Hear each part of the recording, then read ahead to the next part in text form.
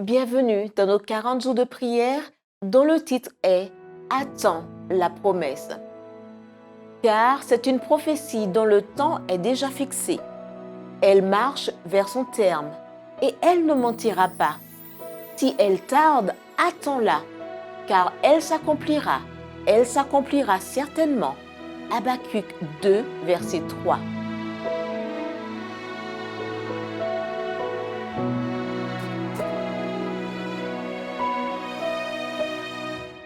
Dieu a créé le temps pour l'humanité, mais lui-même, il est intemporel, hors du temps.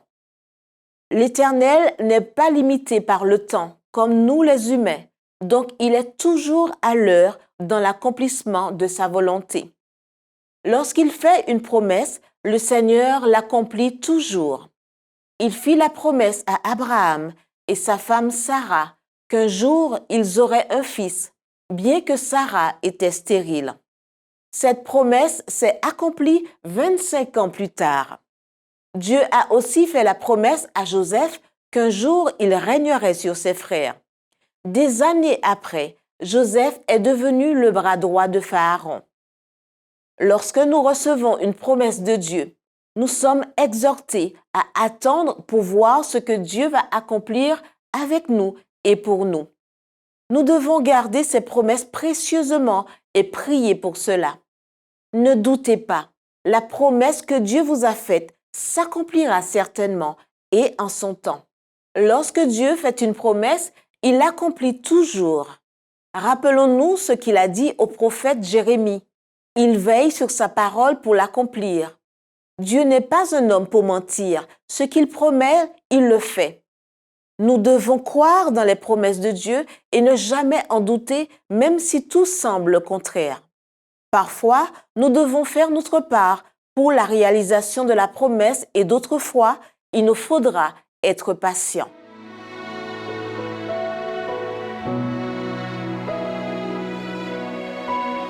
Voilà le défi du cœur. Si Dieu vous a fait une promesse, vous devez la serrer sur votre cœur. Ne soyez pas pressés, le temps de Dieu est le meilleur. La promesse que Dieu vous a faite va s'accomplir.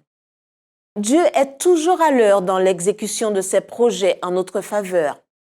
Apprenez aujourd'hui à laisser agir celui qui fait, conçoit et exécute toutes choses, lui dont le nom est l'Éternel.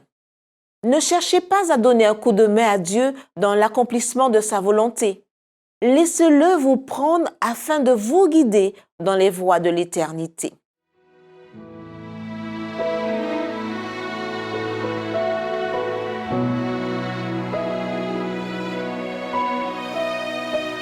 Priez pour que Dieu vous parle dans sa parole aujourd'hui. Priez pour que Dieu vous aide à être cohérent cette semaine à venir dans vos dévotions quotidiennes. Priez pour que Dieu ravive une nouvelle passion dans le cœur de son peuple, une nouvelle passion pour sa parole, pour la prière et pour la mission.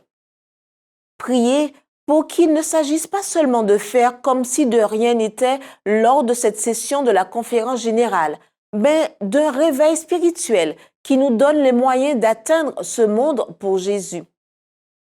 Priez pour les jeunes et les jeunes adultes qui seront présents aux réunions de la conférence générale, qu'ils voient Jésus affiché et aspirent à le suivre et à mieux le connaître.